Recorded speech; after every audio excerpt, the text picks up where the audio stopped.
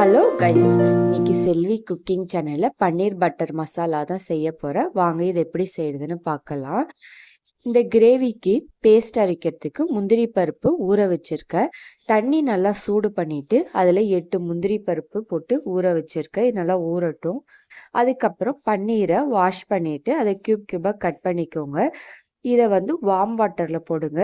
தண்ணி ரொம்ப சூடாக இருக்கக்கூடாது, மிதமான சூடாக இருந்தால் போதும். இந்த மாதிரி செய்கிறப்ப க்யூப்ஸ் ரொம்ப சாஃப்டாக இருக்கும். கண்டிப்பாக ட்ரை பண்ணுங்கள் இந்த நான் சொன்ன டிப்ஸை. இப்போ இது எப்படி செய்யுதுன்னு பார்க்கலாம் வாங்க. ஸ்டவ் ஆன் பண்ணிவிட்டு கடாய் வச்சு பட்டர் சேர்த்துக்கிறேன். பட்டர் நம்ம அதிகமாக சேர்த்துக்கிட்டோன்னா நல்லா ரிச்சு டேஸ்ட் கொடுக்கும்.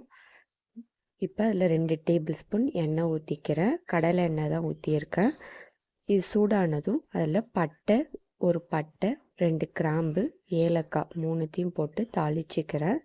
இது நல்லா வறுபடட்டும். வறுபட்டதுக்கப்புறம் இதில் ஒரு பச்சை மிளகாய் சேர்த்துருக்கேன். பச்சை மிளகாய் சேர்த்துட்டு நல்லா வதக்கி விடுங்க. அதுக்கப்புறம் இதில் வெங்காயம் சேர்த்துக்கலாம். 2 பெரிய வெங்காயம் சேர்த்துருக்கேன். அதை சின்ன சின்ன க்யூப்ஸாக கட் பண்ணி சேர்த்துருக்கேன். வெங்காயம் நல்லா கோல்டன் ப்ரௌனில் வதங்கணும். நான் எப்படி செஞ்சுருக்கனோ அதே மாதிரியே செய்யுங்க.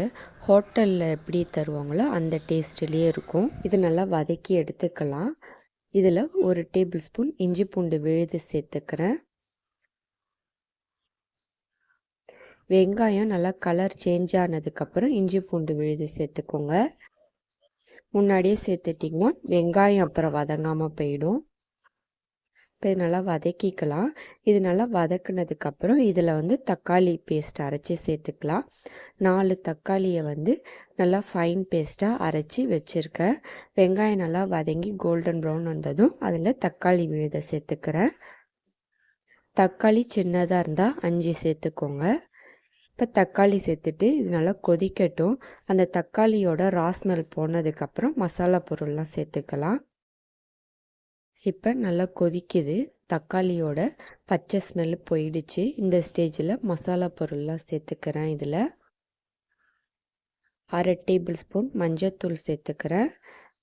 1/2 டேபிள் ஸ்பூன் மிளகாய்த்தூள் சேர்த்துருக்கேன். நான் காஷ்மீர் சில்லி சேர்த்ததுனால 1/2 டேபிள் ஸ்பூன் மிளகாய்த்தூள் சேர்த்துருக்கேன். 1 டேபிள் ஸ்பூன் கொத்தமல்லி தூள், 1/4 டேபிள் ஸ்பூன் சீரகத்தூள் சேர்த்துருக்கேன். அதுக்கப்புறம் 1 table spoon Kashmir red chilli சேர்த்துருக்கேன். நீங்கள் இது சேர்க்கலைன்னா மிளகாய்த்தூள் 2 டேபிள் ஸ்பூன் சேர்த்துக்கோங்க. இப்போ இதெல்லாம் சேர்த்துட்டு நல்லா மிக்ஸ் பண்ணி விட்டுக்கலாம். மிக்ஸ் பண்ணிவிட்டு கிரேவிக்கு தேவையான உப்பு சேர்த்துக்கிறேன். இதையெல்லாம் சேர்த்துட்டு நல்லா மிக்ஸ் பண்ணி விட்டுட்டு மூடி போட்டு கொதிக்க வைங்க.